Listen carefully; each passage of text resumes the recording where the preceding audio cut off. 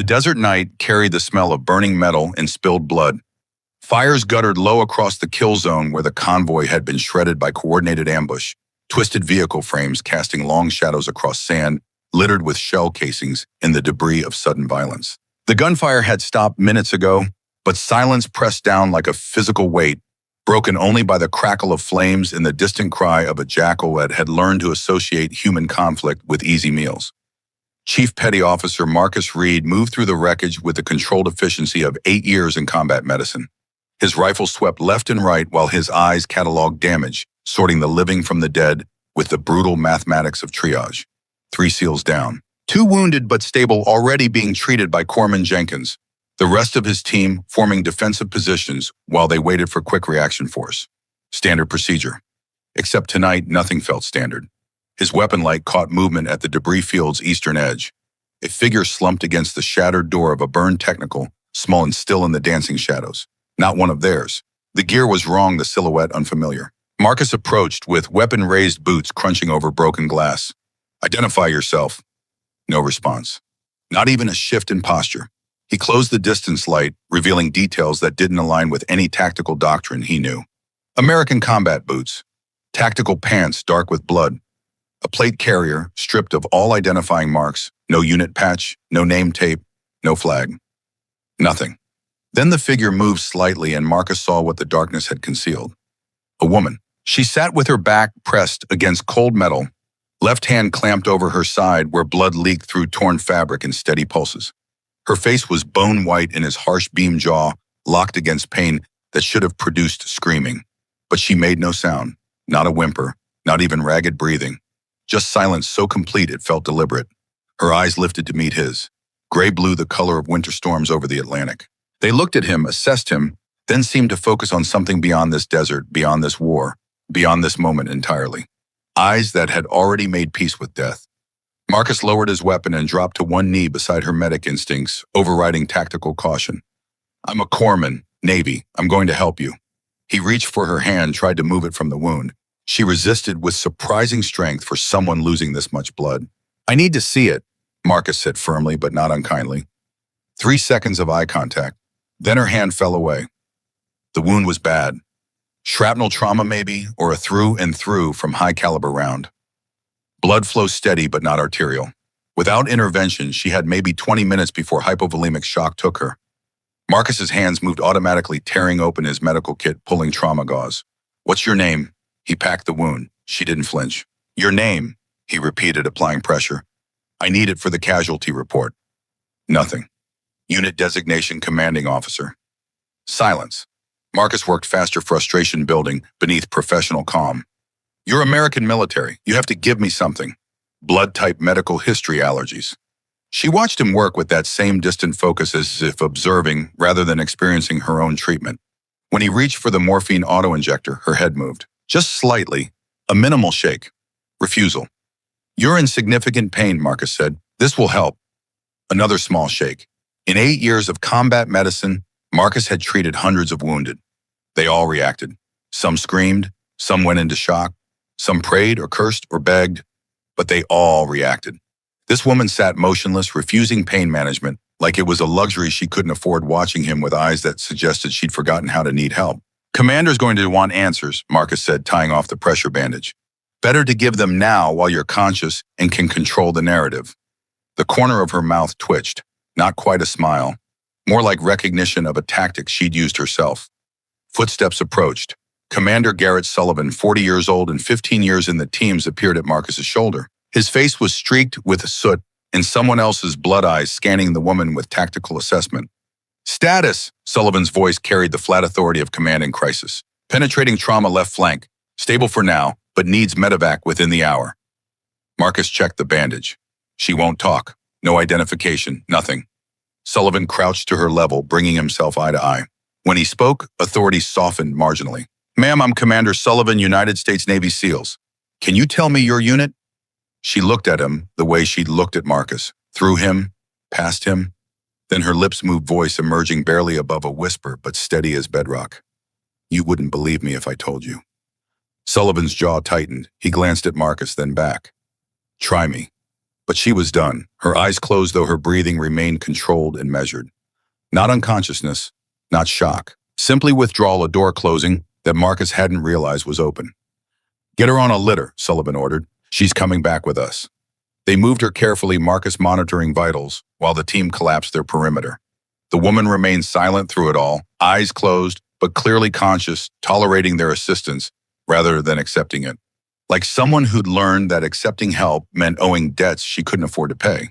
The Black Hawk arrived 30 minutes later, rotors beating the air into submission. They loaded their wounded first, then their dead, then the mystery woman. She opened her eyes as they strapped her down, looking up at the helicopter's interior with an expression Marcus couldn't decipher. Not fear, not relief, something closer to bitter recognition. During the flight back to Firebase, Shiloh Marcus sat across from her, stealing glances between monitoring his other patients. Petty Officer Blake Hardwick, 29 and naturally skeptical, leaned close and spoke over the engine noise. What's her story? Marcus shook his head. Unknown. Female Marine out here alone. Hardwick's tone suggested this violated several regulations he could cite. She's logistics probably. Got separated, panicked, doesn't want to admit it. Maybe. But Marcus didn't believe it. Logistics personnel didn't refuse morphine or watch medics work with the detached professionalism of someone evaluating their technique. Or intelligence, Hardwick continued. Analyst who got too close to the action. That'd explain the mystery routine. Marcus didn't respond. He was watching the way the woman's fingers occasionally twitched against the litter straps, muscle memory of some action she wasn't consciously performing. The motion was too precise, too controlled, like someone who trained their body to respond without thought. The firebase appeared below a small fortress of light against darkness. They touched down hard medics, rushing forward with stretchers. Marcus supervised the transfer, giving rapid updates on injuries and treatment. When he reached the woman, he had almost nothing to report. Female late 20s penetrating a trauma left flank, refusing pain management, stable vitals, no identification available. Name, the receiving medic asked. Marcus looked at her. She looked back silent. Unknown, he said. They took her to the medical tent, a canvas structure smelling of antiseptic and the coffee that sustained the night shift. Marcus had other patients requiring monitoring, but he found himself checking on her more than strictly necessary. She lay on a cot in the corner, staring at canvas ceiling, jaw set against pain that had to be considerable. Chief Wade Drummond appeared beside Marcus. 38 years old and the most experienced operator in their platoon, Wade didn't ask questions immediately. He just watched the woman studying her with the same attention he gave threat assessments. What do you see? Marcus asked quietly. Wade took his time answering. Someone who's been hurt worse than this before. Someone comfortable with silence because talking gets people killed. He paused. Someone who's running. Marcus had learned to trust Wade's instincts. The man had survived 3 tours in Iraq and 2 in Afghanistan by reading situations other people missed. Running from what? That's the question. The night stretched on. Marcus finished with his other patients, filed reports, drank terrible coffee. Around 0300, he returned to check the woman's bandages. She was still awake, still staring at nothing. Can't sleep, he asked, pulling up a folding chair. She didn't answer, but her eyes shifted to him. Acknowledgement. I'm Marcus, he said. Since you won't tell me your name, I'm just going to keep talking. You can keep not answering. That works. Something flickered across her face, maybe amusement, maybe exhaustion. I've been doing this 8 years, Marcus continued. Combat medicine, treating wounded. Most people talk when they're hurt. Tell me about families, homes, plans for after deployment. I think talking helps them remember they're human, not just casualties on a report. She blinked slowly but remained silent. You're different, Marcus observed. You don't need talking for that. You've got something else keeping you grounded. He leaned forward slightly. I just can't figure out what it is. For a long moment, nothing. Then her lips moved, words emerging, careful and measured. Maybe I'm not trying to stay grounded. Maybe I'm trying to disappear. The words carried weight that hit Marcus harder than they should have. This wasn't mystery for mystery's sake. This was someone who'd learned that invisibility equaled survival. Marcus said, standing, you're not invisible anymore. You're here, you're hurt, and I'm going to make sure you heal whether you cooperate or not. He thought he saw the corner of her mouth twitch, almost a smile. Dawn arrived with Afghan persistence, heat building before the sun cleared the eastern mountains. Marcus caught 3 hours of sleep on a cot in the medic station, waking to familiar sounds of a firebase coming alive. Diesel generators, radio chatter, the rhythmic clank of weights from the makeshift gym where people pretended physical exhaustion could substitute for sleep. He checked on the woman first.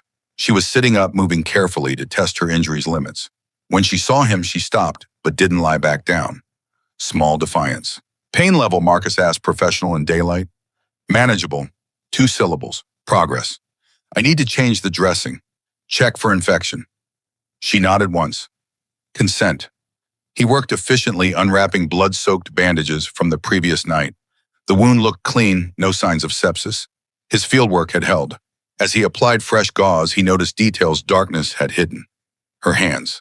Small, but the calluses were wrong for standard military work. Trigger finger worn smooth from thousands of repetitions. Rough patches on her palms, suggesting rope work, maybe fast roping. And her fingernails, clipped ruthlessly short, showed faint traces of what might have been camouflage paint under hasty cleaning. Wounds clean, Marcus said, taping down the new bandage. Should heal well with rest and proper nutrition. I don't need rest.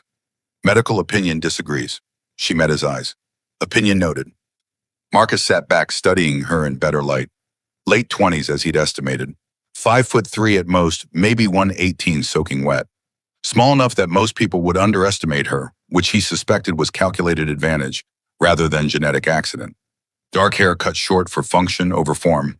No makeup, no jewelry, nothing unnecessary. But it was her bearing that struck him most. She held herself in constant awareness of surroundings, eyes tracking movement at the tent entrance, body positioned for rapid reaction even while sitting wounded on a cot. Military training certainly, but something more, something that went deeper than standard infantry doctrine. Commander Sullivan entered, bringing coffee smell and command presence. He looked at the woman, then Marcus. How's our guest? Stable, sir. Wounds healing appropriately. Sullivan pulled up the chair, turned it backwards, sat with arms crossed over the backrest. Classic interrogation posture, though his tone remained neutral. Ma'am, we need to resolve your status. Can't keep you here indefinitely without knowing who to notify. He waited. So let's start simple. Your name. She looked at him with those storm-colored eyes. Does it matter? To me, yes. To the people who want after-action reports, definitely. Tell them you found an unidentified combatant, treated her, she recovered and departed. That's not how this works. It is if you want it to be. Sullivan's patience was impressive, but Marcus saw it fraying. Listen, I don't know what you're involved in. Maybe it's classified, maybe it's complicated, but you were in a hot zone with no backup, no transport, and no explanation.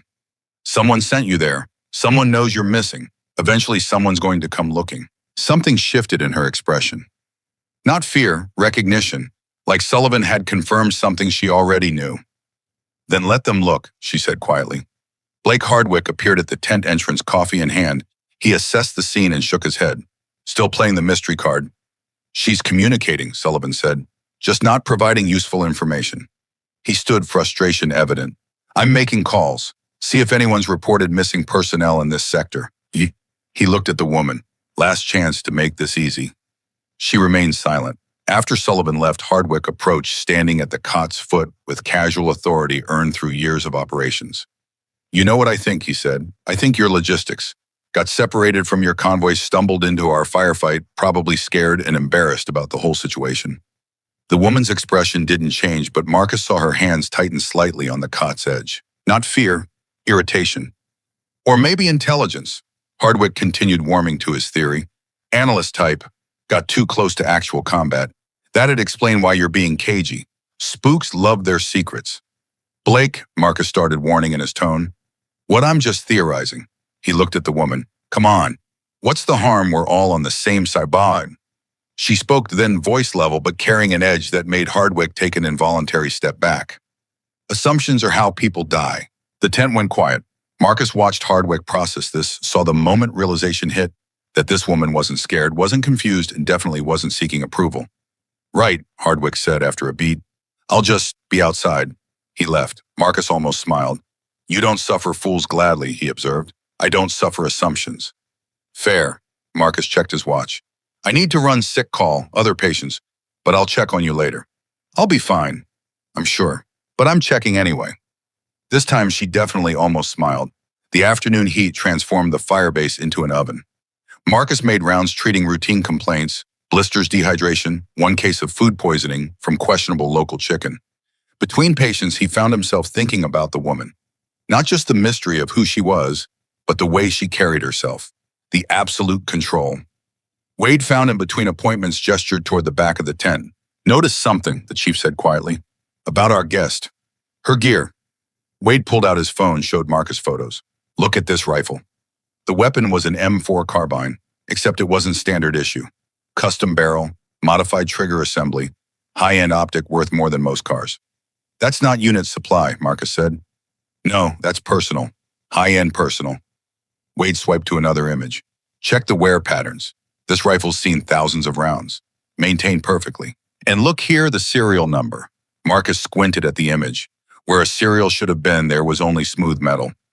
Filed off, he asked. Professionally removed. No scratches, no tool marks. Someone with expertise and proper equipment. Marcus felt something cold settle in his chest. What are you thinking? Wade pocketed his phone, choosing words carefully. I'm thinking that woman isn't logistics or intelligence. Might not even be regular military. He paused. I'm thinking she's someone the military pretends doesn't exist. Special operations? Maybe, or something further off the books. Wade glanced toward where the woman lay. Something so classified there are no records. You run her fingerprints. Tried. System returned an error. Not no match. An actual system error, like the database couldn't process the query. Wade nodded slowly. That's not accidental. Someone scrubbed her from official records. Darjwai, because people like her don't exist officially. And if they don't exist, they can do things that officially never happen. Wade met Marcus's eyes. She's a ghost, and ghosts don't like being seen. Night fell again, bringing cooler air and the constant background noise of a military base at war. Marcus finished his shift and returned to find the woman sitting on her cot's edge testing mobility. She moved carefully but deliberately, assessing range of motion and limitations. Should you be doing that? Marcus asked. Stillness creates stiffness. Movement promotes healing. You sound like a medical textbook. I've read several. He pulled up the chair. Can't sleep again. Sleep is optional. Medically speaking, it's essential for recovery. She looked at him with what might have been patience. My body doesn't recover like most people's. It wasn't a boast, just fact delivered with the same flat certainty as everything else she said. Marcus found himself believing her. Where'd you learn the medical knowledge? He asked. It's more than basic first aid. You know, terminology, physiology. She was quiet, weighing whether to answer. Finally, people who operate alone learn to fix themselves. Is that what you do? Operate alone? Did. 2 words, but they opened a door. What changed? Marcus asked gently. Her jaw tightened. Nothing changes. Nothing ever really changes. She looked at her hands at calluses and scars. You just get tired of pretending it might. Marcus recognized that weight. He'd heard it in voices of operators who'd been deployed too long, seen too much. Combat fatigue. The slow erosion of self that came from doing hard things in hard places with no end visible. How long have you been deployed continuously? 2 years. Total across my career, 6.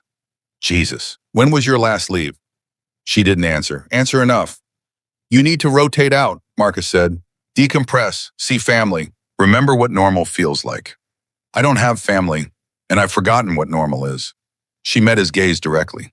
This is all there is. This has always been all there is. Before Marcus could respond, Lieutenant Flynn Beckett entered, 35 years old, with the sharp eyes of an intelligence officer. He carried a tablet and the expression of someone who'd found information he didn't like. Doc, he said to Marcus, then looked at the woman. Ma'am, I have questions. Pass, she said. It's not optional. Commander Sullivan authorized. I know what he authorized, still passing. Beckett's face hardened. Listen, we've run checks. Contacted every unit in theater. Nobody's missing personnel matching your description. No convoys reported attacks. No operations logged for the grid coordinates where we found you. He stepped closer. So either you're impossibly unlucky or you're lying, and I don't believe in bad luck. The woman stood slowly, carefully, but with enough presence that Beckett stepped back despite being a foot taller. She was injured, unarmed, physically disadvantaged, but something in her bearing suggested danger anyway. You want truth, Lieutenant? Her voice was quiet, but cut through the tense ambient noise. The truth is, I was somewhere you lack clearance to know about, doing something you lack clearance to hear about for people who don't officially exist. That's the truth. Putting that in your report. Beckett stared. That's not an answer. It's the only one you're getting. They stood in tense silence until Wade appeared, moving with the calm purpose of someone diffusing situations before explosion. "Lieutenant," he said, "Commander needs you. Says it's urgent." Beckett held the woman's gaze another moment, then turned sharply and left. Wade watched him go, then looked at Marcus and the woman.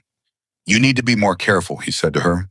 "Beckett's not just curious, he's connected. He starts making official inquiries, people above his pay grade start asking questions. Let them ask. And when they come for you," she smiled then, actually smiled though without warmth. "They're already coming." Wade and Marcus exchanged glances. "What does that mean?" Marcus asked.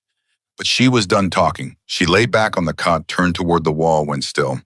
Not sleeping, just gone, retreated into whatever internal space let her survive in silence. Marcus couldn't sleep. He lay in his quarters, staring at ceiling panels, thinking about the woman who wouldn't give her name, about scrubbed databases and filed serial numbers, about eyes that had seen too much, and a voice suggesting she'd made peace with never seeing enough. Around 0200, he gave up and walked back to the medical tent.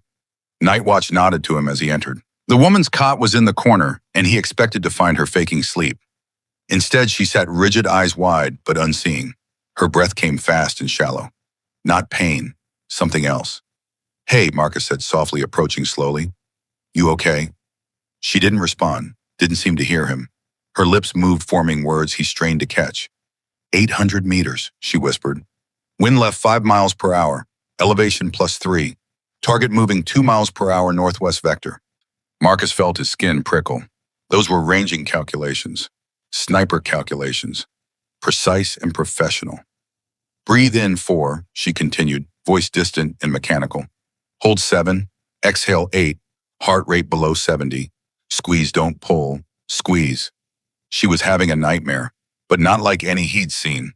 No thrashing or screaming. Just quiet recitation of technical data delivered with mechanical precision of someone who'd done it so many times it had worn grooves into her subconscious. "Hey," Marcus said again, closer now, keeping his voice low and calm. "Come back. You're safe. You're at the firebase."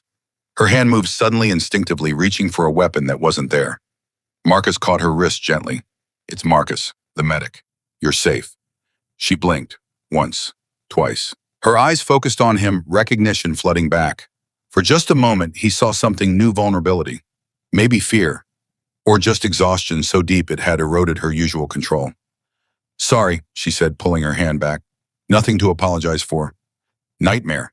Something like that. Marcus settled into the chair. "Want to talk about it?" "No." "Fair enough." He paused. "But I need to ask something. Those calculations you were reciting, that's sniper terminology. Advanced sniper methodology." He kept his voice neutral. "That's not basic training material." For a long moment, silence. Then so quietly he almost missed it. "My father taught me." The words hung between them, the first real information she'd offered since they'd found her. "Your father," Marcus repeated carefully. "Was he military?" She nodded slowly. "Marine, Force Recon." "Is he still active?" "He's dead, flat, emotionless." But Marcus had learned to read what she didn't say. "Lung cancer, 2011, burn pits from Iraq deployments." "I'm sorry." She shrugged, but the gesture was tight, controlled. "He taught me to shoot when I was 14. Said someday I might need it. Not for war, for survival." "Did you need it?" She looked at him, then really looked, and in her eyes he saw the answer. Yes, she'd needed it, had used it, many times. "I was trained to disappear," she said, voice barely above a whisper. "To walk through shadows. To complete missions that officially never happened." She paused. "People you'll never meet taught me things you'll never know about, and I became very good at it." "What kind of missions?" "The kind that prevent wars instead of fighting them. The kind that remove problems before they become crises." Her voice remained steady, but Marcus heard weight in it. "The kind where success means nobody ever knows you were there." Marcus processed this, connecting dots. "You're an operator, some kind of special operations program." "Was." The correction was immediate. "I left."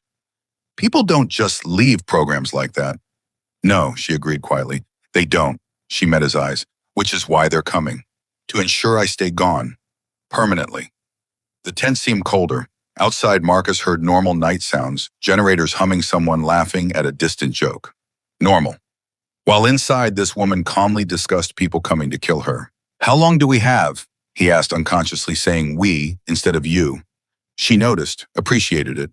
Depends on their intelligence quality. Could be days, could be hours. She shifted, testing her wound. But they're coming, they always do. Then we prepare. Tell Commander Sullivan. Establish defenses. No. Sharp. The more people who know, the more people. This is my problem.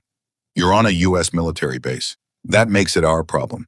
She looked at him for a long moment, something almost like respect flickering in her expression. You don't understand what you're offering to fight. Then tell me, Marcus said. Who trained you? Who's coming? What are we facing? She was quiet, weighing decisions. Finally, she spoke, and her voice carried exhaustion of years. I was part of a program without a name. Recruited, young, trained, extensively deployed constantly. Our missions were the ones nobody could officially claim. Politicians who needed to disappear, terrorists who couldn't be arrested, weapons dealers who had to be stopped before transactions completed. She paused. We were ghosts, and ghosts don't retire. They just fade away. But you didn't fade. No, I ran. Been running 6 months. They've found me 3 times before this. Each time I barely escaped. Marcus felt ice in his chest. How many in the cleanup team? 4 operators initially, all trained identically to me, all willing to eliminate anyone in their way. She looked at him directly. If you help me, you die. If your team helps me, they die. That's not a threat. That's just reality. Not if we're ready. You can't be ready for ghosts. Marcus leaned forward. Then you teach us. You know their tactics, their methods. That's an advantage. And then would I survive another 6 months? Run again. Keep running until I run out of places to hide. She shook her head. I'm tired, Marcus. So tired. For the first time since he'd met her, Marcus heard defeat. Not physical defeat, something deeper. The exhaustion that came from fighting an unwinnable battle against an enemy that would never stop. What's your name? He asked quietly. She blinked, surprised. Your real name, not your call sign or cover identity. What do you call yourself when nobody's listening? She was quiet so long he thought she wouldn't answer. Then barely audible, Sloan Mercer. Marcus extended his hand. Nice to meet you, Sloan Mercer. I'm Marcus Reed, and I'm not going to let you disappear. She looked at his hand, then his face, searching for something. Whatever she found must have satisfied her because she reached out and shook it.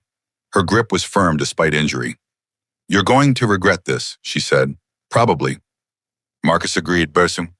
But I've regretted a lot of things. Helping someone who needs it won't be one of them. Outside, night stretched toward dawn. Inside the tent, 2 people sat in quiet understanding that everything had changed. Tomorrow would bring questions, decisions, preparations. But for now, in the small hours between midnight and morning, there was just this: a woman who'd spent years disappearing and a man who'd decided she deserved to be seen. The story was beginning. 72 hours passed. Sloan Mercer healed faster than Marcus expected, though she refused to acknowledge pain that shadowed every movement. She spent hours on her cot watching the firebase through the tent opening, cataloging patterns and vulnerabilities with practiced eyes that had learned to map escape routes before learning names. Commander Sullivan had stopped pressing for answers after that first morning, though Marcus knew it wasn't acceptance. It was strategy. The commander was gathering information, making calls to people whose contact information required security clearances to access. Whatever he was learning, he kept to himself. Blake Hardwick remained vocally skeptical. Still thinks she's logistics personnel, he'd say, while cleaning his weapon, never looking directly at Sloan, but words aimed like rounds downrange. Got separated, panic, doesn't want to admit it. Sloan never responded, just watched him with those winter storm eyes that suggested she'd forgotten more about combat than Hardwick would ever learn.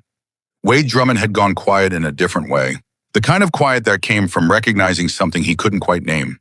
He'd nod at Sloan when their paths crossed, small acknowledgments she returned with equal brevity. Understanding between professionals, though, what they were professional at remained unspoken. On the morning marking 72 hours since they'd found her, Marcus changed Sloan's dressing and found the wound healing cleanly. No infection, minimal inflammation. Her body responded to treatment like it had been designed for rapid recovery. You're progressing well, he said, applying fresh bandages. Another week and you'll be at 75%. I'm at 70 now. Medically speaking assumes standard recovery rates. I don't recover standardly. Marcus secured the tape, studied her face. What does that mean? It means I've been hurt worse with less time to heal. She flexed her side, carefully testing range.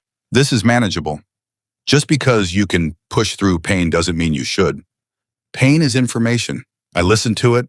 I don't let it make decisions. Before Marcus could argue, Sullivan appeared at the tent entrance expression, carrying bad news. Gear up, he said to Marcus. Patrol, intel suggests Taliban movement in the northern sector. Need medical on overwatch. He glanced at Sloan. She stays, under guard. Sloan didn't react visibly, but Marcus saw her hands tighten slightly. Sir, she still requires monitoring. Wound checks every... Corman Jenkins can handle it. You're my primary medic. I need you mobile. Sullivan's tone closed the discussion. Wheels up in 20. After he left, Marcus gathered gear, trying not to notice how Sloan had gone motionless in that way, suggesting she was thinking several moves ahead. Standard patrol, he said. 6 hours maximum. No such thing as standard. Her voice carried certainty. Something's wrong. I can feel it. Marcus wanted to dismiss it as paranoia, but the certainty in her voice made him pause. What kind of wrong? The kind where good men die because they didn't trust their instincts. She moved to the tent opening, scanning the firebase with tactical precision. How many going out? 8, standard squad size. Insufficient. She turned back. Whatever intel you have, it's incomplete. Or worse, it's bait. How can you possibly know that? Because that's what I do. Leak partial intelligence. Draw out response force. Hit them where they're vulnerable. Her jaw tightened. It's textbook. Marcus felt something cold in his gut. I'll tell Sullivan. He won't listen. He sees me as liability, not asset. She looked at him directly. But tell him anyway. Some warnings are worth giving even when nobody hears them. Marcus found Sullivan in operations studying satellite imagery with Lieutenant Beckett. When Marcus mentioned Sloan's concerns, Beckett laughed. Our mysterious guest has tactical opinions now. What's next? She'll want to approve our ROE. Sir, Marcus addressed Sullivan directly. She's got experience we don't fully understand. Maybe. What we should do, Sullivan interrupted firmly, is focus on the mission. I appreciate concern for your patient, Doc, but leave tactical decisions to those trained for it. Marcus wanted to argue but recognized the wall. Sullivan wasn't being unreasonable. He was being a commander making decisions based on intelligence reports and established doctrine. Trusting Sloan's gut over proper procedure didn't make sense. Except Marcus's own instincts were screaming. The patrol rolled out at 0800. 4 Humvees, 8 SEALs plus an Afghan interpreter. Marcus rode in the second vehicle medical kit between his knees, watching landscape roll past through bulletproof glass. Afghan countryside looked deceptively peaceful in morning light, golden sand and distant mountains. Wade sat across from him, weapon ready but relaxed. The chief had been on enough patrols to know the difference between vigilance and paranoia. You're worried, Wade observed. Just being careful. No, you're worried. What did she say? Marcus hesitated, then repeated Sloan's warning. Wade listened without interrupting, expression thoughtful. She might be right, he said finally. You think it's a trap? I think she's someone who recognizes traps. Wade checked his weapon. Keep alert, Doc. They were 12 kilometers from the firebase when the world exploded. The IED was perfectly placed, not hitting the lead vehicle directly, but collapsing the road behind it, cutting off retreat, while leaving the Humvee disabled but intact. Classic L-shaped ambush, isolate, control. Then gunfire erupted from elevated positions on both sides. Heavy weapons, PKM machine guns firing in disciplined bursts, not wild spray of untrained fighters. This was controlled, professional, suppressive fire. Contact left and right, Sullivan's voice cracked over radio. Dismount, find cover. Marcus moved on autopilot, years of training taking over. Out of the vehicle, using engine block for protection, scanning for wounded. The Afghan interpreter went down first, hit in the leg. Marcus dragged him behind the Humvee, already reaching for his kit. Tourniquet, he shouted to Wade, who was returning fire with methodical precision. The battle developed with nightmare logic. Enemy fire from at least 3 positions. The SEALs were professional, finding coverage and returning accurate fire. But they were pinned, caught in a kill zone with limited options. Then Sullivan's voice, we've got sniper, northeast ridge, approximately 900 meters. Finch, I need counter sniper now. Corporal Finch was their designated marksman, solid shooter, 3 deployments.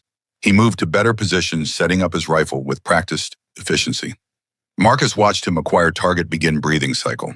The shot came from somewhere invisible. High-velocity round crack arriving after impact. Finch jerked backwards, blood spraying from his thigh. Femoral artery. Marcus knew instantly from volume and pressure. Man down, he shouted, already moving. He reached Finch in seconds that felt like hours.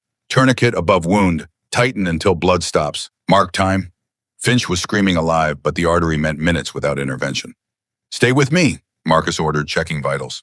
Pulse rapid, thready, breathing shallow, going into shock. Can't feel my leg, Finch gasped. That's the tourniquet. You're going to be fine. Marcus hoped he wasn't lying. More rounds impacted. The enemy sniper held high ground with clear fields of fire. Every time someone moved, bullets found them. Effectively pinned. Sullivan's voice, I need counter sniper who can take this shot. Silence. Their backup rifle had been in the lead vehicle, now inaccessible. 900 meters plus, Beckett said over comms. With this wind, maybe more. Nobody here's qualified. Marcus looked at Finch's rifle lying in dust 3 feet away. Looked at his team pinned down. Thought about Sloan reciting ranging calculations in her sleep. He keyed radio. Command, this is Doc Reed. Patch me through to Firebase Medical Tent.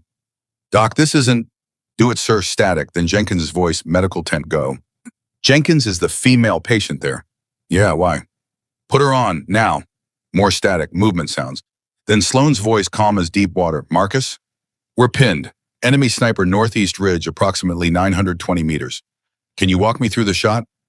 Silence. He could almost see her calculating. I can't walk you through it, she said finally. But I can make it. You're injured. I'm also your only option. Sullivan's voice cut in. Reed, what the hell? Sir, the patient is a trained sniper, long-range qualified. She can take the shot. She's wounded. She's also better than anyone else we have. Marcus paused. Permission to bring her in via Blackhawk. We need her now or we lose people. Silence stretched. Marcus heard gunfire over radio, heard teammates dying by inches. Finally, Sullivan's voice, rough with command weight. Get her here. Doc, if this goes wrong, it's on both of us. Understood, sir. 23 minutes later, the helicopter touched down 200 meters from the ambush site, as close as the pilot dared with hostile fire. Sloan climbed out before skids fully touched earth, moving with careful speed despite injury. She wore borrowed body armor, too large, carried Finch's rifle like it was part of her. Marcus met her at the Humvee, pulling her into cover as rounds snapped overhead. Situation, she said. No greeting, just business. Enemy sniper northeast ridge, Marcus pointed. 920 meters estimated. Elevated position, probably prone. He's got thermal hits anything that moves. Sloan studied terrain eyes, tracking angles and distances with mechanical precision. Wind variable, 5 to 8 miles per hour left to right. Recent shots, 30 seconds ago, Finch tried repositioning, took a round through his pack. Sloan nodded, processing. She moved to position with clear sightline, set up rifle with economical movements. Marcus watched transformation from wounded patient to something else entirely.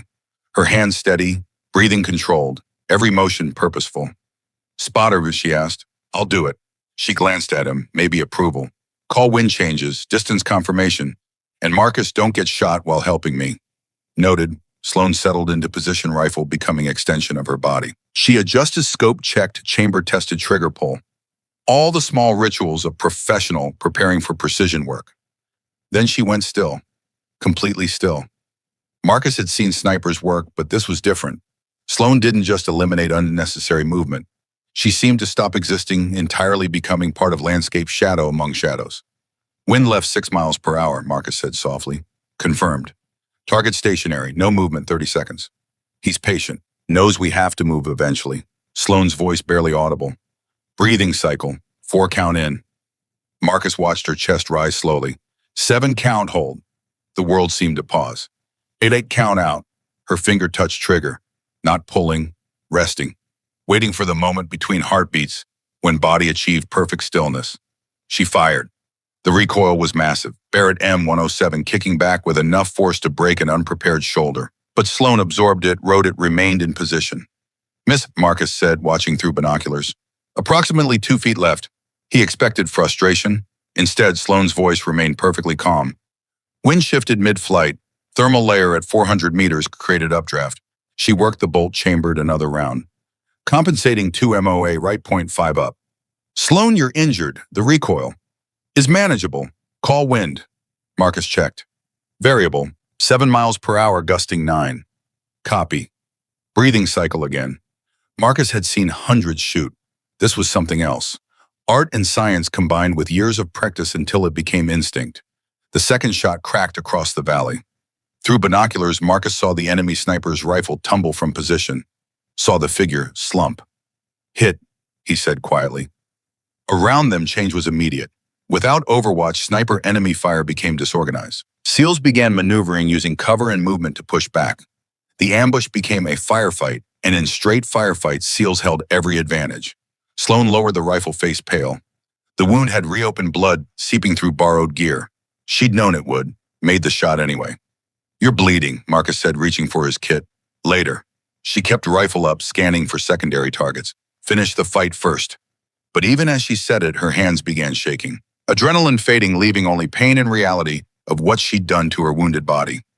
Marcus caught her as she started collapsing, easing her down behind the Humvee. Stubborn doesn't cover it, he muttered, cutting away blood-soaked bandage. Stubborn keeps you alive, Sloan said through gritted teeth. The wound had torn along original trauma line. Not as bad as night one, but bad enough. Marcus worked quickly, packing with gauze, applying pressure. Around them, firefight wound down. Enemy retreating, tactical advantage gone. Wade appeared, breathing hard but eyes sharp. He looked at Sloan, at the rifle at distance to where enemy sniper had been. 920 meters, he said slowly. First shot, miss, second shot, kill. Wind conditions. Injured shooter. He shook his head. That's not luck. Not even skill. That's something else. Sloan met his gaze. Training. What kind of training produces that? The kind you don't talk about. Sullivan approached, face unreadable. He studied Sloan, conditioned blood, calm acceptance in her eyes. Where'd you learn to shoot like that? My father taught me. I've seen military snipers. I've worked with the best. That shot was beyond military. Sloan's jaw tightened, pain and exhaustion wearing down her control. My father was Captain James Mercer, Marine Force Recon, Operation Desert Storm, 247 confirmed kills. She paused, breathing through pain. He started teaching me when I was 14. Said someday I might need it. Not for war, for survival. Sullivan absorbed this. Your father, he retired. He's dead, lung cancer from burn pits, Iraq, died in 2011. I'm sorry, Sullivan's voice softened marginally, but that doesn't explain you being here. This specific location, this specific time. Bad luck. I don't believe in coincidence. Sullivan crouched to her level. Last chance. Who are you, really? For a long moment, Sloan said nothing. Then perhaps because she'd saved their lives, perhaps because she was too exhausted to keep running, she answered, I don't belong to a unit. I belong to a program without a name. Recruited, young, trained, extensively deployed, without oversight. Her voice flat, reciting facts. Our missions were the ones that couldn't be officially sanctioned. Political targets, high-value removals, operations designed to prevent larger conflicts. Assassinations, Beckett said, appearing behind Sullivan. Precision removals, Sloan corrected. There's a difference. Not to the people you killed. No, she agreed. Not to them. Sullivan held up a hand, silencing Beckett. How many missions? 17 over 6 years. And now you're what, retired? Wow, Sloan almost laughed, no humor in it. You don't retire from programs like that. You become a loose end. Someone who knows too much, someone who has to be eliminated. Wade understood first. The cleanup team you mentioned, they're hunting you. Actively, I left 8 months ago. They've found me 4 times. Each time I barely escaped. She looked at Marcus. This time I couldn't run. I was already wounded when you found me. From what? Marcus asked. From them. They hit me 2 days before your patrol. I took shrapnel escaping, killed 2 of their operators in the process. Her voice steady. Which means when they come again, they'll be more careful, more willing to eliminate witnesses. Sullivan stood processing. You're telling me we have hostile operators, probably American, definitely trained, coming for you. Anyone in their way becomes a target. Yes, sir. When hours, maybe days, but they're coming. Sloan shifted, trying to stand. Marcus pushed her back gently. How many? Sullivan asked. 4 initially. I killed 2. 2 remaining, but they'll have reinforcements by now. Figure 4 to 6 total. Equipment at top tier, night vision, thermal optics, suppressed weapons. They'll have satellite intelligence, possibly real-time drone surveillance. She met Sullivan's eyes. They'll know exactly where I am. Knew within hours of you bringing me here. Then why haven't they hit us? Because they're patient. Watching, learning your patterns, identifying vulnerabilities. When they come, it'll be precisely planned and brutally efficient. She paused. I've seen them work. Your perimeter won't stop them. Beckett made a disgusted sound. So what, we just wait to die? No, Sloan said. You let me leave. I draw them away. You report I died from injuries. Everyone moves on. That's not happening, Marcus said immediately. It's the smart option. It's abandonment. Marcus looked at Sullivan. Sir, we don't leave people behind. Sullivan's face unreadable as he considered options. Finally, decision made. We don't run, we prepare. He looked at Sloan. You know their tactics. You know how they operate. That makes you our best intelligence asset. I'm also their primary target, which is why you're going to help us set a trap. Sullivan's voice carried command certainty. They want a ghost, we'll give them one, on our terms. Sloan studied him, looking for weakness or bravado. Found neither. You understand what you're signing up for. These aren't insurgents, they're professionals. American professionals. So are we, Wade said quietly. And then, Sullivan added, we've got something they don't. What? Sloan asked. We've got you. You know them. You were them. That's an advantage they can't counter. For the first time since Marcus had met her, Sloan looked uncertain, not afraid. Uncertain, as if the concept of people choosing to fight for her was a foreign language. Why Sloan? She asked simply. Why risk your team for someone you don't know? Marcus answered before Sullivan could. Because you just saved our lives. Because you're still fighting when most would surrender. Because you deserve someone standing with you instead of just giving orders. Sloan looked at him, really looked, and something shifted. Not softening, opening just slightly. All right, she said finally. But we do this smart. No heroics. No unnecessary risks. Perfect trap or no trap at all. Agreed, Sullivan said. How much time? Sloan closed her eyes, calculating. They'll wait for full dark. Minimize visibility. Maximize tech advantage. Figure they hit between 2200 and 0200. Eyes opened. That gives us maybe 12 hours. Then we start now. Sullivan looked at his team. Wade established overwatch positions. Beckett pull satellite feeds for 72 hours, identify surveillance patterns. Hardwick inventory ammunition and heavy weapons. As the team dispersed, Sullivan turned back to Sloan. One more question. What is your call sign, the name they'll use? Sloan hesitated, then answered, voice barely above whisper, Phoenix. Sullivan nodded slowly, understanding. The bird that rises from ashes. Or the myth that eventually burns out, Sloan said quietly. Not on my watch, Marcus said, finishing bandage on her wound. You're not burning out. Not here.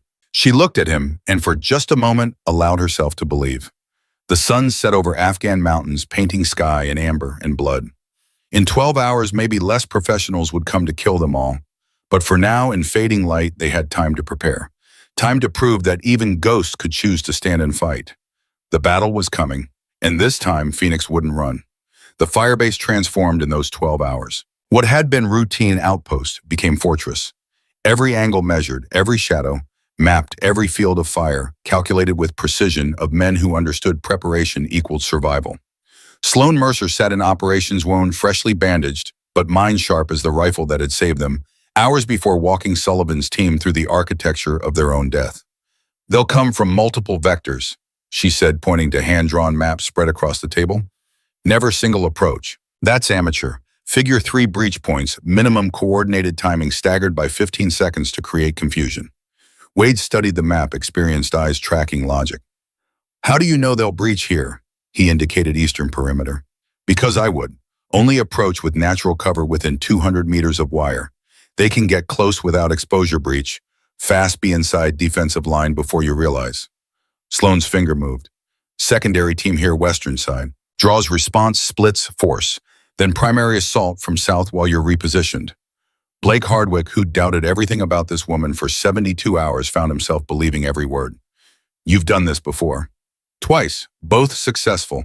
0 friendly casualties, target eliminated exfil, complete before QRF. Sloan spoke without pride or shame. Just facts.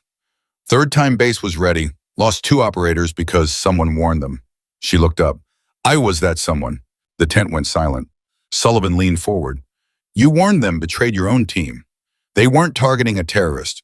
They were targeting a humanitarian worker who'd witnessed something inconvenient. Woman with 2 kids trying to help refugees. Something harder entered Sloan's voice. That's when I knew I had to leave. When I became target instead of weapon.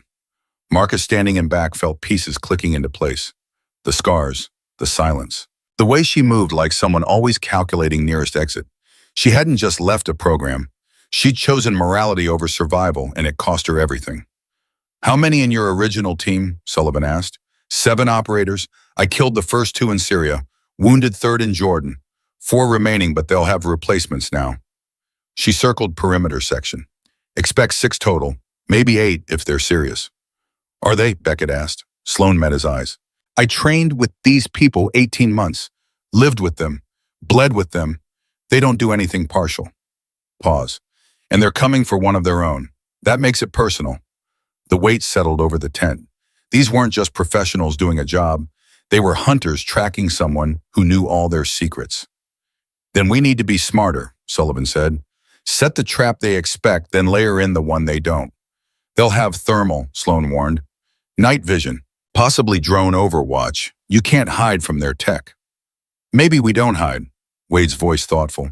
Maybe we give them exactly what they expect. Thermal signatures in wrong places. Movement patterns that look standard. Make them confident. Sloan nodded slowly. Deception's good, but you need a kill zone. Somewhere you channel them, control engagement. For 3 hours they planned. Sloan's tactical knowledge combined with SEAL's combat experience created something neither could build alone. Dummy thermal signatures using heated gear and empty tents. Real positions camouflaged to appear abandoned. Overlapping fields of fire creating a box with no exit. And at center, clearly visible on thermal, Sloan herself in medical tent. Bait that would draw them in. I don't like using you as bait, Marcus said when they broke for preparation.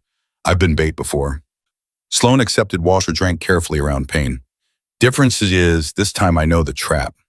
Usually I was just lure with no idea what happened after. Not comforting. Wasn't meant to be. Just truth. She set down water, met his eyes. Marcus, when this starts, you stay in cover. You're medical, not infantry. Job is keeping people alive after, not during.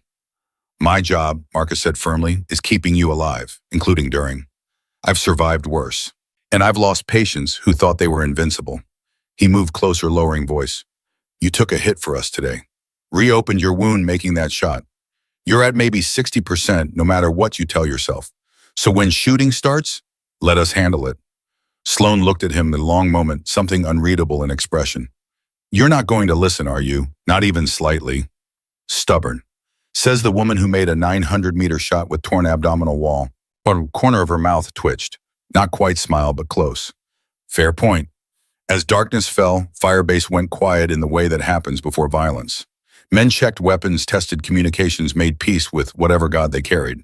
Sloan sat in medical tent, visible through opening thermal beacon in cooling night.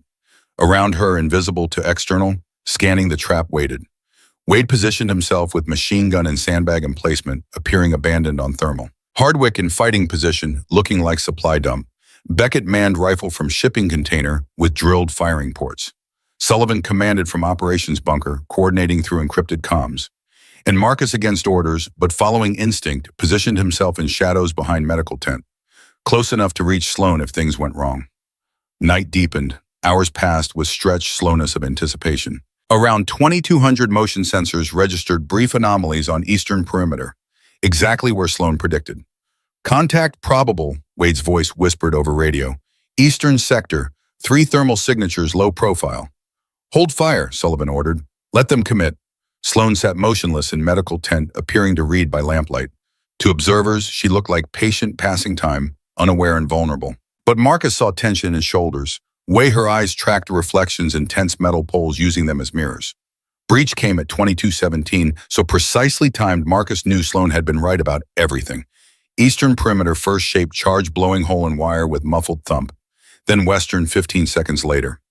Drawing response. Splitting attention. But Sullivan's team held position waiting. Southern breach came next, exactly as mapped. 3 operators in black tactical gear moved through with professional efficiency, weapons up, scanning with night vision. They moved like Sloan moved, like shadows that learned to walk. 20 meters from medical tent when Sullivan gave order. Execute. Firebase erupted. Overlapping fire from positions attackers hadn't identified turned their assault into killing ground. Muzzle flashes lit darkness. Distinctive crack of suppressed weapons answered by deeper bark of unsuppressed SEALs who didn't care about stealth anymore. One operator went down, immediately hit by Wade's machine gun. Another dove for cover, returning disciplined fire. Third sprinted toward medical tent, either brave or following orders that superseded survival. Sloan was moving before attacker reached her, diving out tent back with movements that had to hurt. Operator burst through front entrance, weapon tracking. then stopped. Tent empty except medical equipment and book lying spine up on cot. Marcus, positioned in shadows, had clear shot, but something made him hesitate. Operator was small, slight, moving with familiar grace. Then operator spoke, voice amplified through comms. Phoenix, I know you're here. I know you hear me. Female voice, cold, professional. Call sign Wraith. We trained together. Remember? Sloan appeared at tense edge rifle aimed center mass. I remember. You were the one who couldn't let anything go. And you were the one who betrayed everything we stood for. Wraith's weapon never wavered. We were supposed to be ghosts, invisible. You made yourself visible, made all of us vulnerable. I made myself human, Sloan corrected. There's a difference. Around them, firefight continued. Marcus heard Sullivan coordinating Wade's machine gun, suppressing someone screaming. But in this bubble between two women, time suspended. Come with me, Wraith said. End this. They'll make it quick. You won't suffer. I've been suffering 6 years, doing things that wake me at night, killing people who probably deserved it, but maybe didn't. Sloan's voice steady. I'm done suffering for a program that turned us into weapons and pretended we were heroes. We prevented wars. We prevented accountability. Wraith's weapon shifted. Marcus saw it and moved, but Sloan was faster. 3 rounds, rapid succession, center mass placement that would drop anyone not wearing armor. Wraith staggered but stayed up, returning fire as she retreated. Sloan took a hit round, catching her wounded side. She grunted but maintained position, tracking Wraith's movement. Marcus, stay down. But Marcus was already moving, combat medicine overriding sense. Sloan was hit, bleeding. Nothing else mattered. He reached her as she dropped to one knee, hands already reaching for Kit. I told you stay in cover, she said through clenched teeth, and I told you I wasn't listening. Wraith had disappeared into chaos, falling back to regroup. Around them, battle was turning. SEALs had superior positions, superior numbers fighting for one of their own. Attacking operators withdrew, carefully planned assault turned desperate retreat. Marcus worked on Sloan's wound, trying not to think about this being second time in 12 hours, packing same injury. You're going to run out of side to shoot. Then they'll aim somewhere else. Not funny. Wasn't trying to be funny, trying not to pass out. Her face pale in darkness, pain and blood loss written in tightness around eyes. But hands remained steady on weapons, still scanning for threats. I've got 3 wounded, Beckett's voice crackled. Need Doc Western position. Marcus looked at Sloan, torn between duty to other patients and woman bleeding in front of him. Go, she said. I'm stable. They need you. You're not stable. You're bleeding. Then pack it tight and trust me to stay alive 10 minutes. She met his eyes. I've done it before. Marcus finished pressure bandage, knowing it was inadequate, but having no choice. 10 minutes, then I'm back. I'll be here. He ran toward Western position, Kit bouncing, combat sounds fading behind. 2 SEALs down, one leg wound, another shoulder. Neither critical, but both needing treatment. Marcus worked automatically, hands moving through procedures, while mine stayed with Sloan alone and bleeding. Firefight lasted 17 minutes total. Attacking operators withdrew in good order, professional, even in defeat, covering retreat with disciplined fire. They left one body behind, killed in initial ambush. SEALs had 3 wounded, none critical, plus Hardwick with minor shrapnel injury. When shooting finally stopped, silence felt heavier than noise had been. Marcus found Sloan where he'd left her, conscious, upright, rifle tracking perimeter with mechanical persistence. Blood had soaked through his bandage, but she was alive. Told you 10 minutes, she said when he appeared. 17. I rounded down. Marcus knelt, examining wound with professional detachment, hiding fear. Bullet had torn through same damaged tissue, expanding injury. She needed surgery.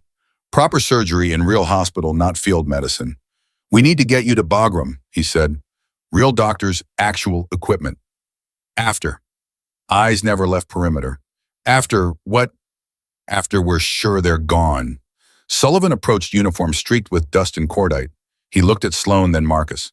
How bad? Bad enough she should be unconscious. But she's still tracking targets, so apparently normal rules don't apply. Pain management works fine, Sloan said levelly. Pain is information. I'm listening. Sullivan crouched to her level. They withdrew, left 1 KIA. Preliminary assessment suggests they've fallen back. They'll regroup, Sloan said. Return with more operators, better planning. This isn't over. Maybe not for them, but for you it is. Sullivan's voice carried command authority. You're going to Bagram, getting proper treatment. Then stateside, where people with stars on shoulders can figure out what to do about ghost programs that shouldn't exist. They'll bury it, and me with it. Not if I have say in it. Sullivan stood. You saved my team twice in one day. That earns protection, not execution. I've got enough friends in high places to make noise if anyone tries disappearing you officially. Sloan studied him, looking for deception. Found none. Why, you don't know me. You bled for us. That's all I need. Wade appeared carrying Sloan's rifle. Found Wraith's blood trail northeast. She's wounded, moving slow. Want me tracking her? Sloan shook her head. Let her go. She'll report back. Phoenix is too protected, too embedded with regular forces. They'll reassess, probably decide I'm not worth exposure risk of hitting U.S. base. You sure? Wade asked. No, but I'm too tired to care right now. Sloan's eyes finally left perimeter meeting Marcus's. How long until medevac? 20 minutes, Blackhawks en route. Then I've got 20 minutes to not pass out. You could pass out now, I'd catch you. That's what I'm afraid of. But despite words, her hand found his grip, weak but present. Helicopter arrived as dawn painted eastern sky amber and gold. They loaded Sloan on stretcher despite protests she could walk. Marcus climbed in beside her, ignoring Sullivan's raised eyebrow, suggesting Commander knew exactly why his medic volunteered for Bagram flight. As Black Hawk lifted off, Marcus watched Firebase grow smaller. Watched Wade and Sullivan and Hardwick standing in compound watching them go. Men who'd fought beside Ghost and decided she deserved to be real. Sloan's hand found his again. Thank you, she said quietly, almost lost in engine noise. For what? For not letting me disappear. Marcus squeezed gently. Ghosts are overrated anyway. She almost smiled. Then her eyes drifted closed, not unconsciousness, but exhaustion too deep to fight. Marcus monitored vitals, adjusted 8V, did all medical things keeping him from thinking about what came next. Whether men with stars would protect her or decide she was problem, easier solved with closed file. Sun rose fully as they approached Bagram, burning away shadows. Below, Afghanistan spread out in browns and tans, an occasional green of irrigated fields. Marcus looked at woman whose real name he'd learned less than a day ago, wondered what her life would look like after this. But for now, in morning light, she was alive. That would have to be enough. The investigation took 6 months. Congressional inquiry, closed-door testimonies, CIA Inspector General's office, working overtime. Commander Sullivan made good on his promise, calling in every favor owed over 15 years in teams. Wade Drummond testified. Even Blake Hardwick, who doubted Sloan from the start, stood before a classified committee and said simply, "She saved our lives. That makes her one of ours." The Ghost program was shut down. Officially, it had never existed. Unofficially, 7 operators were arrested and charged under sealed indictments. Director Rebecca Hale, the woman who'd created and weaponized them, died in federal custody 3 weeks into her detention. Heart attack, official report said. Sloan knew better but didn't ask questions. Wraith disappeared. Some said she'd been killed by her own organization for failure. Others claimed she'd gone deeper underground, truly becoming a ghost. Sloan preferred not knowing. Some endings were better left ambiguous. The remaining operators were offered deals cooperation in exchange for immunity. Most took it. 2 refused and faced military tribunals in proceedings so classified even the defendants' lawyers needed security clearances. And Sloan Mercer, call sign Phoenix, was given something she'd never had: an actual identity. Honorable discharge from service she'd technically never officially performed. Benefits she'd earned but couldn't claim. Records that showed Captain James Mercer's daughter had served her country with distinction, even if most of that service remained redacted. Marcus Reed left the Navy 6 months into the investigation.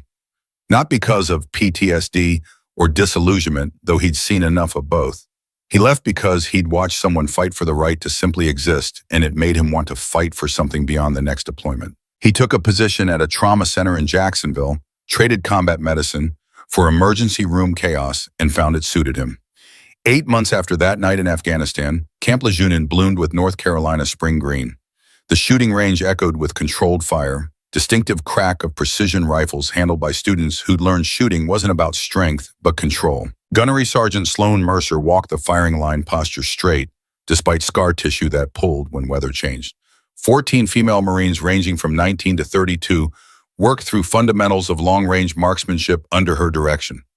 Breathing cycle, Sloan called voice-carrying earned authority. 4 count in, 7 count hold, 8 count out. Heart rate drops, hands steady, shot becomes possible. A young private, maybe 20, struggled with rifle position. Sloan moved to her adjusted grip with small corrections born from thousands of hours behind scope. "Don't force it," she said quietly.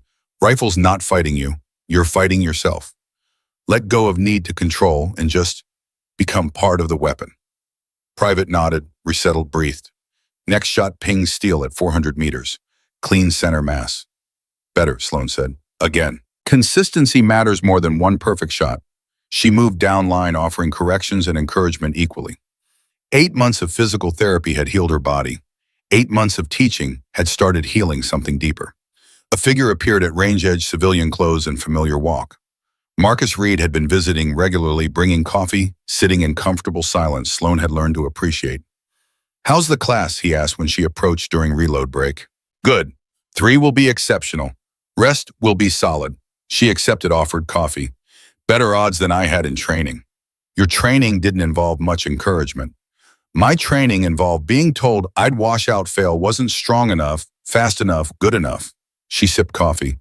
"Turns out negative reinforcement works, but positive works better." They stood in companionable silence, watching students work through drills. Marcus noticed how Sloan tracked each shooter could identify problems before they became patterns, taught with patience, suggesting she understood weight of what she was passing on. 93 graduates so far, he said. "That's what I heard." 97 as of last week. 4 more classes running at different bases. Sloan glanced at him. "Marine Corps is actually listening, changing doctrine. It's strange, hopeful." She looked at him directly. "I spent 6 years being weapon. Now I'm teaching people to be warriors. There's a difference. Your dad would be proud." Something shifted in Sloan's expression. Pain, but with acceptance. "I'm seeing him today. Want to come? To Montana?" Just cemetery. Moved him 2 months ago. Seemed right. They drove in comfortable silence, Marcus behind wheel while Sloan watched North Carolina landscape. When they pulled into military cemetery, rows of white headstones stretched toward horizon. Captain James Mercer's grave was simple. Name, rank, years. No mention of 247 confirmed kills. No record of daughter he'd trained. No acknowledgement of legacy left behind. Sloan stood before it, Marcus a respectful distance back, giving her space. "I kept fighting, Dad," she said quietly. "Like you taught. But I'm done fighting wars without names. Done being invisible." She paused. "Now I'm teaching others. Helping them be strong without being weapons. You said someday I'd need the training. You were right, just not how either of us expected." She reached into pocket, pulled out letter. Worn paper folded and refolded countless times. The letter she'd carried through 6 years of operations through Syria and Jordan and Afghanistan. She'd never read it aloud to anyone. But standing at her father's grave with Marcus as witness, she opened it and spoke the words she'd memorized. "Tessa," she read using the childhood name only her father used. "If you're reading this in a war zone, you broke your promise to Mom. I understand. Sometimes we break promises for something bigger. Your hands can heal and they can fight. That's not weakness, that's strength. Some people are born to do one thing. You were born to do both. Use both when you must. Don't apologize for being complete. I love you. I'm proud of you. Always have been, always will be. Dad." Her voice broke slightly on the last words. Marcus saw her hand tremble. "I found peace, Dad," she continued, folding letter carefully. "Took a while, took almost dying a few times. But I found it." She smiled slightly. "Stubborn like you said." She pulled out another item, the unofficial patch Wade had given her that night in Afghanistan. Hand-sewn, combining medical caduceus with crossed rifles. Symbol of integration. She placed it on headstone, weighted with small stone. Marcus watched her stand there, morning sun catching dark hair, wind pulling at Marine Corps utility uniform. She looked different than Afghanistan. Not softer, more present, more real. Less like ghost trying to disappear, more like woman choosing to be seen. When she turned from grave eyes dry but carrying weight, Marcus fell into step beside her. "I'm speaking at Women's Veteran Conference this weekend," she said. "First time doing public speaking. Jacksonville. Terrifying. You face professional killers. How scary can conference be?" "Professional killers, you understand. Talking about feelings to strangers. Nightmare territory." Marcus laughed. "Want me there? Moral support. You'd do that? I've done more for less, plus someone needs making sure you actually show instead of running to Montana." "I don't run anymore," Sloan said, then quieter. "Thanks to you, all of you, Sullivan, Wade, even Hardwick eventually. You gave me something to stand for instead of just run from." They reached car, paused before getting in. Marcus looked at her directly, saw a woman who'd been silent and wounded in Afghan desert, who'd saved lives and taken them with equal precision, who'd learned to be human after years being trained as something else. You did that yourself, he said. We just didn't let you disappear while you figured it out. Sloan nodded, accepting truth. Still, thank you. They drove back toward Camp Lejeune, radio playing something soft. Afternoon sun warmed through windshield. Sloan's phone buzzed with messages, students asking questions, Marine Corps administration requesting curriculum reviews, a world that had learned she existed and decided she was worth listening to. She answered methodically, professionally. Same focus once brought to ranging shots now applied to building programs that would outlast her. Legacy over glory. Sustainability over recognition. You ever miss it? Marcus asked. Operations. The adrenaline. Sloan considered seriously. Sometimes, late at night quiet, I remember clarity of it. Simple purpose. Target range wind shot. Everything else fell away. She paused. But then I remember what came after. The faces. Knowledge I'd ended someone's story so someone else's could continue, and I don't miss it anymore. No regrets, about leaving none, about sitting silent as long as I did, that I regret. She looked at him. I could have walked away after first mission, second, 10th, but I kept telling myself it was necessary, important, preventing something worse. Until one day I looked at what I'd become and didn't recognize myself. And now I look in mirror and see someone still figuring it out. But at least I see someone. For years, all I saw was ghost. They pulled into Camp Lejeune parking lot, afternoon, winding toward evening. Sloan gathered things, preparing to head to quarters to small apartment off base, where she'd hung pictures and learned to cook meals taking longer than 5 minutes. Same time next week, Marcus asked. Coffee and questionable life decisions. Perfect. She climbed out, started toward building, then turned back. Marcus, that night in Afghanistan, when you said I deserved to be seen instead of invisible, you meant it right. It wasn't just talk. Every word, he said simply. Sloan nodded, something settling in expression. Good, because I'm done being invisible, done being silent. World gets all of me now, scars included, and that's terrifying. Terrifying's better than empty. Yeah, she agreed, it is. She walked away into evening light, toward life she was still learning to live. Behind her headstones, stood in perfect rows, remembering those who'd served and fallen. Ahead, students waited to learn from someone who'd walked through darkness and chosen to come back.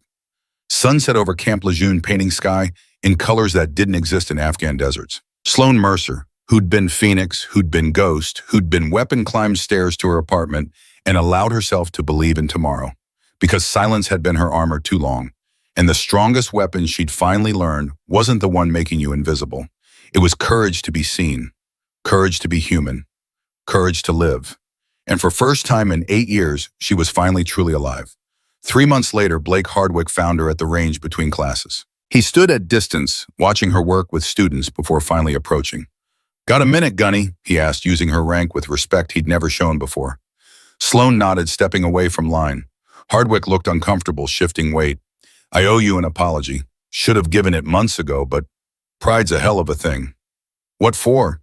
For doubting you, for making assumptions, for... He paused.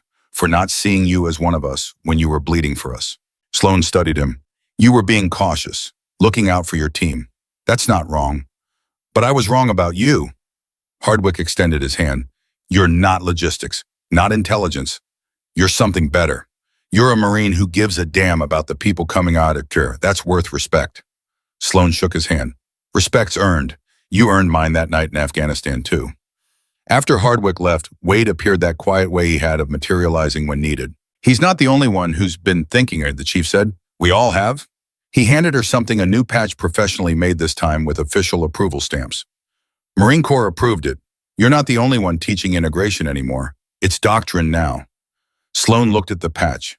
Caduceus and crossed rifles surrounded by text. Heal when you can, fight when you must. They're calling it the Mercer Doctrine, Wade said. After you.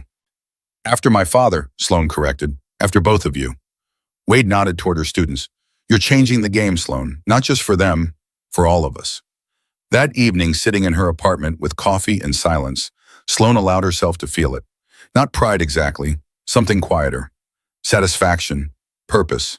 The knowledge that the pain she'd endured, the choices she'd made, the price she'd paid, it all meant something. Her phone rang, Sullivan's name on display. Gunny Mercer, she answered. Sloan. Sullivan's voice carried warmth now, something that had developed over months of testimonies and investigations. Got news. Final operator just took a plea deal. That's all of them. Case is closed. Sloane felt something release in her chest she hadn't known was still tight. They're all accounted for. Everyone. Some in federal custody, some in witness protection, 2 in disciplinary barracks. But none of them are hunting you anymore. You're clear. What about the program? Shut down, files sealed. Congressional Oversight Committee recommended against ever attempting anything similar. Sullivan paused. You did that, Sloane. You stood up when it would have been easier to disappear. You changed policy. After they hung up, Sloane sat in darkness, letting it sink in. She was free. Actually, truly free. No one coming for her. No need to check shadows or map exits. Just life. She pulled out her father's letter one more time, read it in lamplight. Your hands can heal and they can fight. That's not weakness. That's strength. She'd spent so long thinking she had to choose. Healer or warrior. Visible or invisible. Human or ghost. But she'd been wrong. The strongest thing she'd ever done wasn't choosing one over the other. It was learning to be both and teaching others they could be too. Sloane Mercer, who'd disappeared into shadows for 6 years, who'd killed 17 people whose names she'd never forget, who'd been weapon and ghost and myth, finally set down the letter and turned off the lamp. Tomorrow she'd teach 14 more students that healing and fighting weren't opposites. They were complements. Tomorrow she'd continue building something that would outlast her. Tomorrow she'd live. But tonight, for the first time since she was 16 years old, she slept without nightmares. Because ghosts could become human again, and she finally had.